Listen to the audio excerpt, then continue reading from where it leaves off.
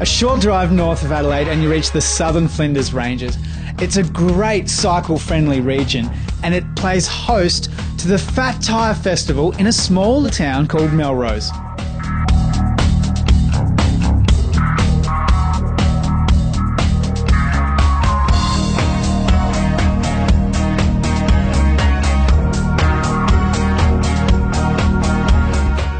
Steve, tell us about the Fat Tyre Festival. Yeah, sure. Fat Tyre Festival is a celebration of all things mountain bike.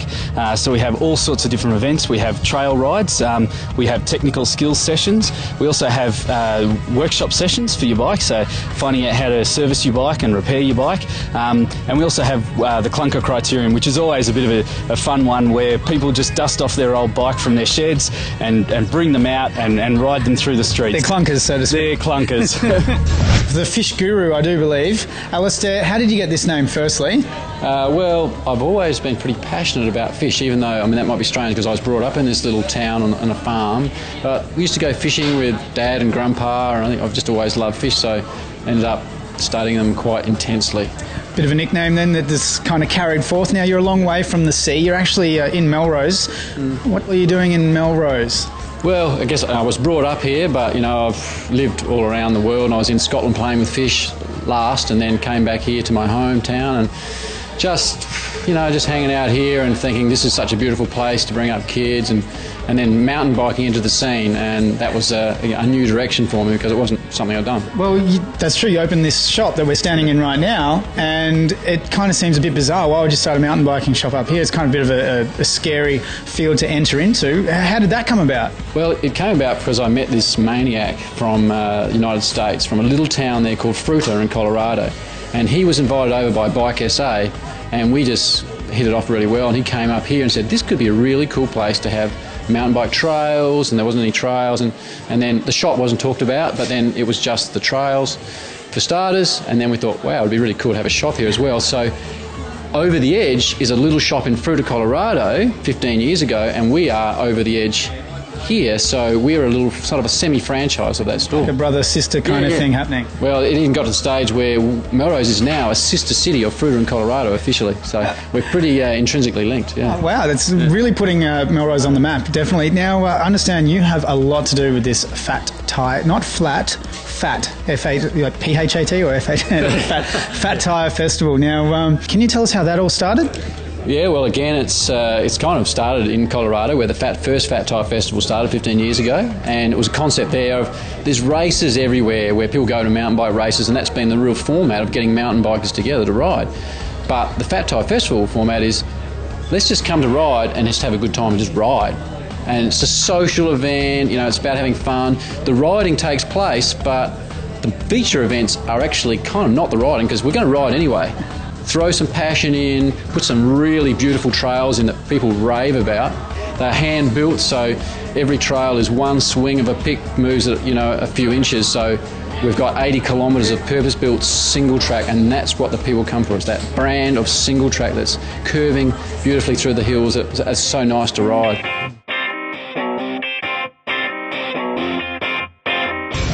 Fresh from the Death Star, we have the Lord Sith, who is going to be judging one of the competitions. Give me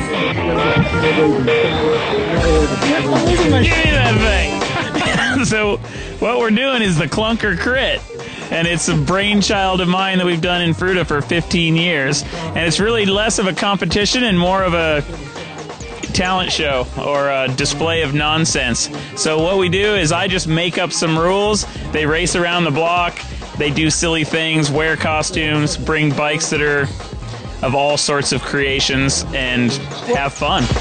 Now, I found an international traveller with us. Excuse me, ma'am, what's your name? Iva. I've fallen off a lot. Oh, you have? And on the way here? No, that is my name.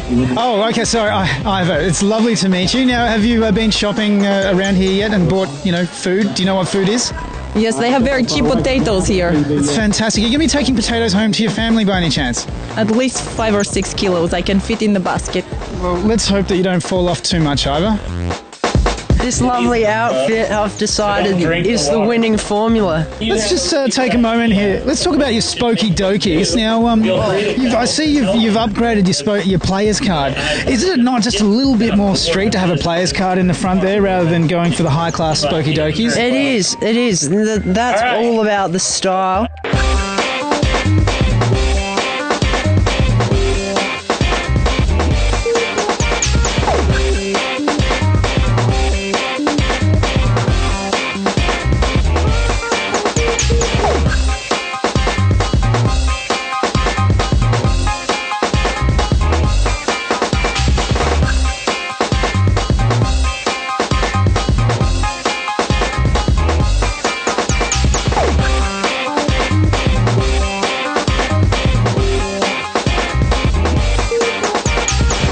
One of the events that happen around here is the Mawson Marathon. Stephen, can you tell us a little bit about this event? Yeah, sure. The Mawson Marathon actually follows the Mawson Trail. The Mawson Trail's it's over 1,000 kilometres. It's a cycling trail that runs through South Australia, and the Mawson Marathon runs from Blinman to Melrose, which is over 300 k's worth of cycling.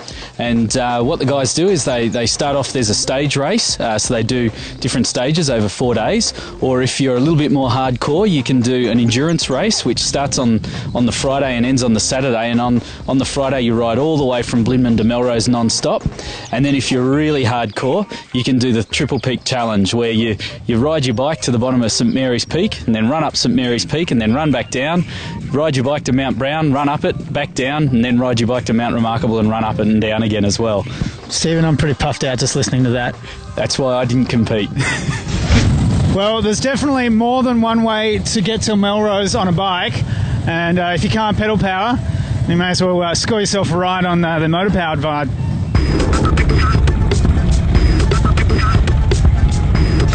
Now, one of the more well-known riders who knows the southern Flinders ranges like the back of her hand, Sarah, welcome. Now, tell us, you've got a few stats to your name. Can you just list off a couple of the high-profile stats you've got? Yeah, the recent national series, I was silver medalist at national champs and finished 8th in elite in Australia. So you've definitely been riding a push bike for a while. You know how to handle yourself on those two wheels, but unfortunately not so good because you got a strap around your neck. What happened? Yeah, I broke my collarbone a week ago racing downhill, so I took up downhill just as a bit of a fun thing, and it's been good for my skills and just something fun, but this isn't so fun. So how long is that going to put you out for? Probably another month, so 5. Is it a little bit sad watching everyone else around us ride away? It's a little bit of a bummer, but that's okay.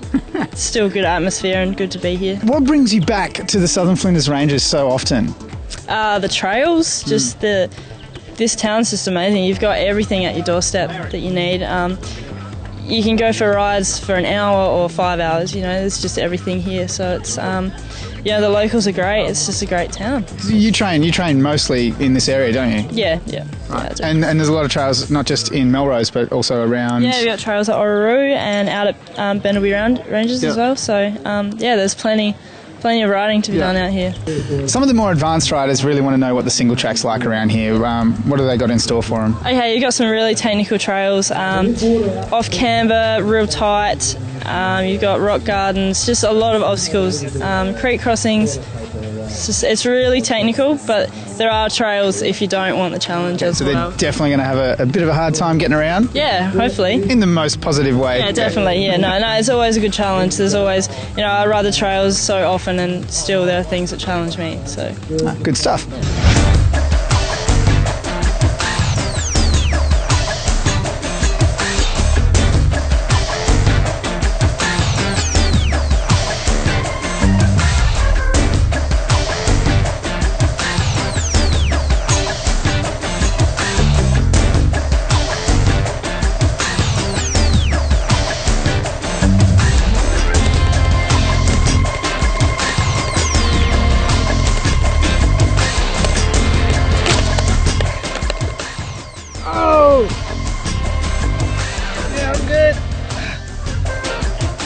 I hit a rock too hard on the brakes.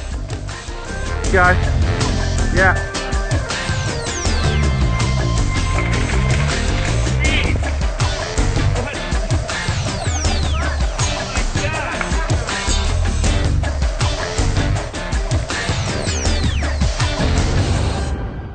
OT's new gearing system's really taken off in 2011. It's just formidable. You can interchange it with your hand. You can lift it up to the seat, and you can just reach down and just snap it right into place. Brilliant engineering.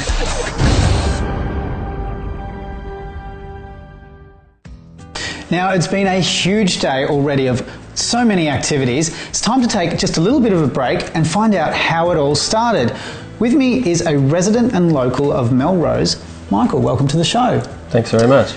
Now, just give us a little brief history of how this all came about.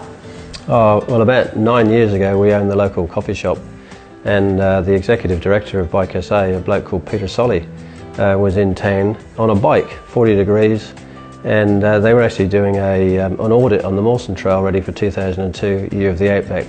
And over a cup of coffee, what you see today was born.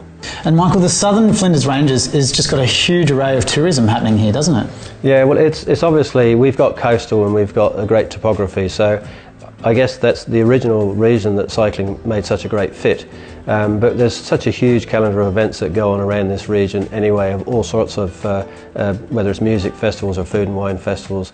So we've actually, the logic with the cycling thing is it made a great fit to get into an upgrade accommodation, start to get people thinking about tourism in a much broader role, and then the food and wine delivery, etc., that we also have, because we also have a geographical indicator with the Southern Flinders wine region as well. So we're actually, you know, we're able to deliver everything to the tourists that the tourists would want. We've already got people from interstate now coming to talk to us because we're seen as something of a model in various areas. So. Yeah, I understand there is a connection with Colorado over in the States. Yeah. When we originally did our overseas study tour to actually determine if cycling was the right thing for us, we stumbled across Troy Rarick in Fruita, Colorado, and he has been pivotal as well in helping us develop this area. And that's not all we have in store for the Southern Flinders Ranges, is it, Michael? No, not at all. Obviously, strategically, we're now working on our master plan to deliver us as a world-class destination, because that's the vision. We're now actually starting to work on our next major project, which is soft adventure tourism, because again, everything is here that lends itself to that.